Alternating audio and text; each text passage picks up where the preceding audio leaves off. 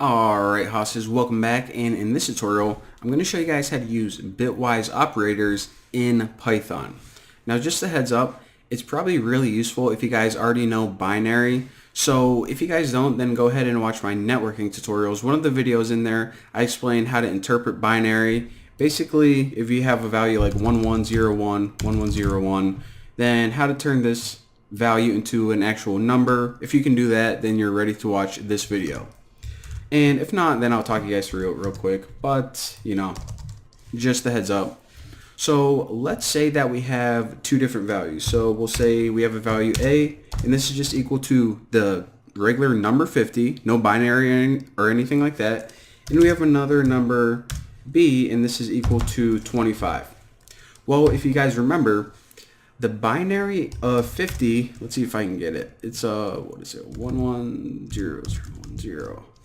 I think that's it. All right. So the binary of the value 50 is 110010. Now, of course, this place is for the ones. This is for the 2, 4, 8, 16, and 32. All right. That's interesting. But what do we care? Well, if we try to AND it with the value of 25, which is, let's see, 011001. All right. Check it out. So adding these together in normal human language would just give you 75, right? Well, whenever you do a binary AND, you don't add them together in that kind of way. So whenever you have a binary AND, what you're going to do is use the ampersand operator. So A and B. So let me give myself some more space. All right. So what the binary AND does, remember, is it goes through and it puts a 0 unless the top and the bottom are both 1s. So if one of these is a 0 or both of them is a 0, then it gets a 0. So 0 for this one, since this one's a 0, and 1 for this one. Basically, the only time you're going to get a 1 is when both of them are 1s. So this one's a 0, this one's definitely a 0, this one's a 0, and this one's a 0. So that's what it does. It goes through and it ANDs them together. In other words, it finds a result and it only has a 1 when both of those are 1s. So now what we can do is we can print C. And whenever we do that, it will give you 16. So we can verify that by making sure. So 1, 2, 4, 8, 16. And no 32. So that is indeed correct. That's what's going on.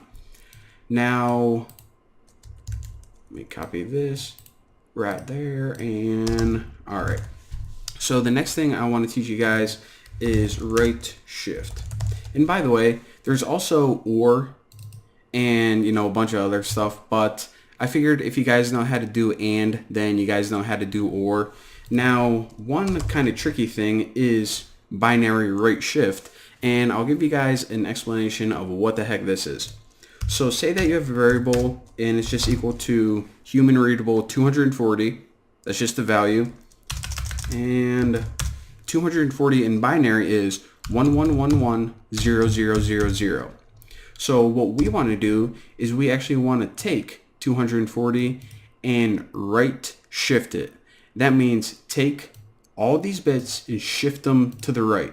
Now, whenever you do that, the bits on your left are just going to turn to 0. So what we're basically doing is this. We're going to make a new variable called y, and this is going to be equal to x with every bit shifted 2 spots to the right. Now, if you ever want to do left, then just use less than, but let's take this and shift every bit 2 spots to the right. So instead of 11110000, we get 00. Remember, the first one are always zeros. 111100. So now you can see that we're pretty much just taking these bits and shifting them to the right 2 spots. So now what we can do is we can actually print y and check it out. So the original value was 240. However, the value of 00111100, that is indeed 60. And if you want to run that through some online calculator, then you can validate that But trust me, guys, it is. I wouldn't lie to you. Actually, I would, but but not about this. All right. So there you go. That is how you do binary and in binary rate shift. Yeah, that's all I got to say. All right. See you guys next time.